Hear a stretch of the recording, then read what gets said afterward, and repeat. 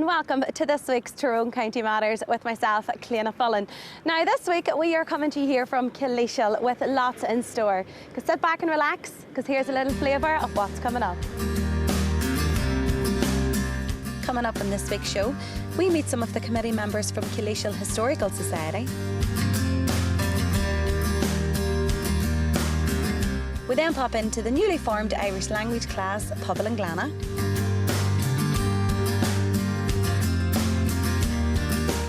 After the break, we pop into the beautiful Suter Gallery to meet the owners Beryl and Penny.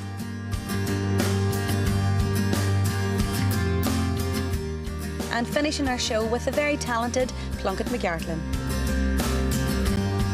Yeah, so there's lots coming up on this week's show coming to you here from Killeshall.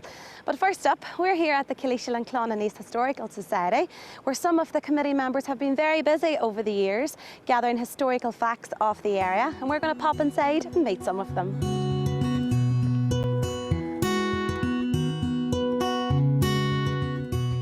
Well, Brandon, it's great to be along here today. Now, tell us, this committee has been up and running now nearly 8 years. Yes. Tell us how it all began. It really all began in chance conversations I had with my friend here, Raymond Cuddy, and Jonathan Gray, and Marie Quinn. And we all share an interest in local history, and we called a meeting, and we had 6 people, I think, at it, and we thought, well, we'll advertise this a bit better.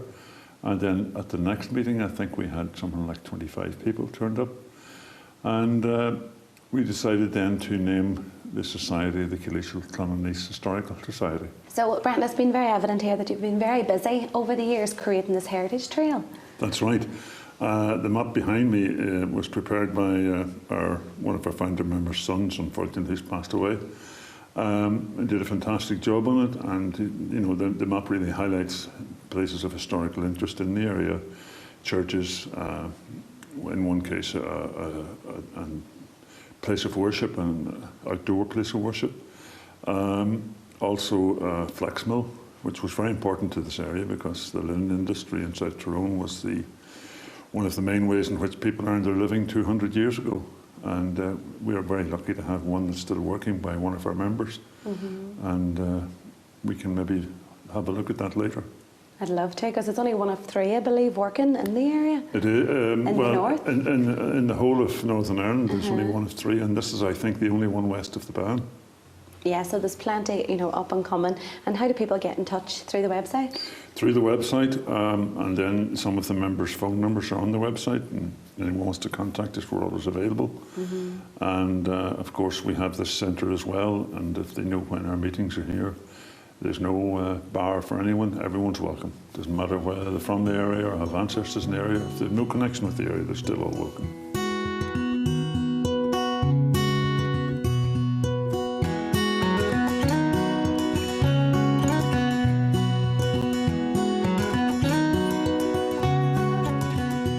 Well, Jonathan, it's great to get out, you know, around your museum here, and you really do have some very important, notable pieces of history.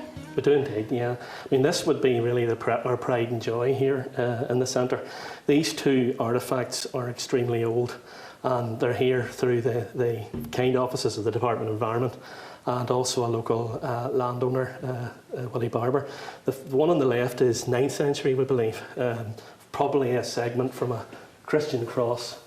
You can just about make out on this image here and a figure with a cowl on, possibly an abbot. It may have been a saint. The one on the right is from the townland of Glencull, we think maybe 14th century.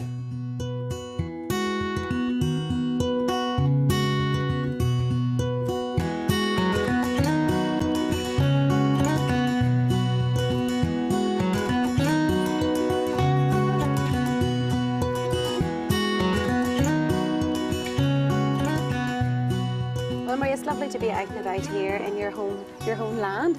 Now tell us, this here wasn't the original position of the Mass Rock, I believe. That's correct. The Mass Rock was more secluded. It was further back in the glen, but as you can see, it's quite overgrown. And tell us, it's still in use to this day? It is still in use. this last 2 years we've had Mass at dawn, 7 a.m. in the morning, and I don't think Father Hannigan thought anybody would turn out the first year, but he got a surprise and there were so many came.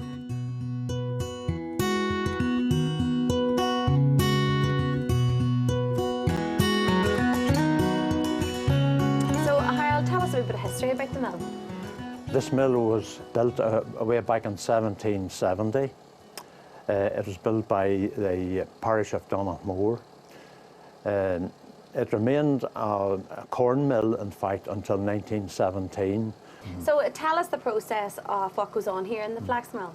Well, the first process in the scutching is the flax goes through the rollers. It has to be rolled to break the outside of the flax before it is scutched.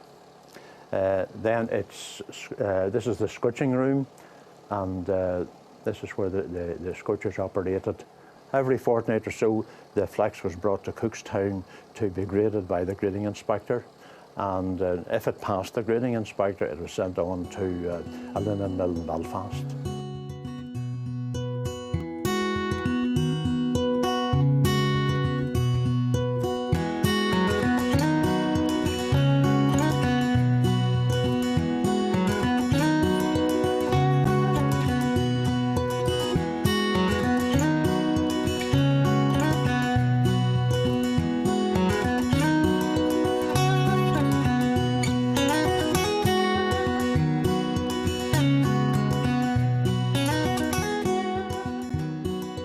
Well, Raymond, here we are in another very important landmark here. Tell us about the history of the church.